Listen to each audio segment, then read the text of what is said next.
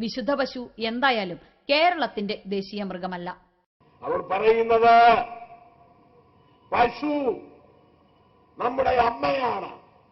പക്ഷേ ഈ അമ്മയെ മൂക്ക് കയറിടുന്നതിന് മാർക്കറ്റിലേക്ക് കൊണ്ടുപോകണമെങ്കിൽ രണ്ടാൾ വലിച്ചു കൊണ്ടുപോകുമ്പോൾ അതിന് മൂക്കിൽ കയറിട്ടിട്ടല്ലേ ആ പശുവിനെ വലിച്ചു കൊണ്ടുപോകുന്നത്. അമ്മമാരെ ഇങ്ങനെ വെച്ചു വളർത്തുന്ന അമ്മമാരെ ഇങ്ങനെ ആരെങ്കിലും ചെയ്യുമോ? ഈ ആർഎസ്എസ്കാർ പറയുന്ന പോലാണോ? വസ്തുത പശുവിന്റെ ഭർത്താവാരാണ്? കാള. ആ കാളയാരാണ്? ആർഎസ്എസ്കാരന്റെ തന്തയാണോ?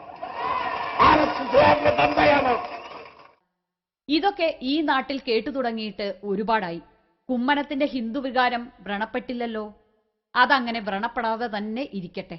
മനുഷ്യനെ മനുഷ്യനായി കാണുന്ന രാഷ്ട്രീയം പറഞ്ഞുകൊണ്ടുപോയോ. ഇന്ത്യ മഹാരാജ്യത്താകെ മാട്ടിറച്ചി ഉപയോഗം കൂടി എന്നാണ് BBC പോലും പറയുന്നത്. നഗരങ്ങളിൽ 14%, ഗ്രാമങ്ങളിൽ 35% മാട്ടിറച്ചി ഉപയോഗം കൂടിയത്രേ.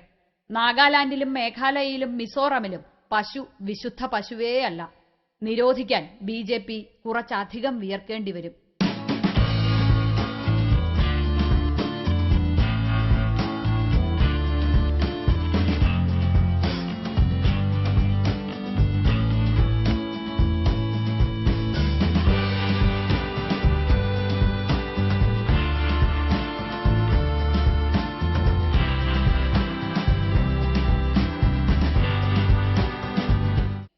വിശുദ്ധ പശുവിന്റെ രാഷ്ട്രീയം ദളിതർക്കു വേണ്ടിയുള്ളതല്ല. ആ രാഷ്ട്രീയം മതനിരപേക്ഷതയുടേതുമല്ല. വിശുദ്ധ പശു സഹിഷ്ണുതയുടെ പ്രതീകവുമല്ല. മതേതരത്വം എന്ന വാക്കുതന്നെ ഏറ്റവും അസഭ്യമായി കരുതുന്ന രാഷ്ട്രീയമാണ് അത്. ആ രാഷ്ട്രീയം സർവാധികാരക്കാരായിരിക്കുന്ന കാലം സാമാന്യ ബുദ്ധിയും യുക്തിയും ഉള്ളവർ ഭയപ്പെട്ടു ജീവിക്കണം. സ്വതന്ത്ര നിലപാടുകാർ നിശബ്ദരാകേണ്ടിവരും. ഏതു നിമിഷവും തടവറയിലാകാം എന്ന ബോധ്യം എതിർപ്പുകൾ പരസ്യമാക്കുന്നവർക്ക് ഉണ്ടായിരിക്കണം.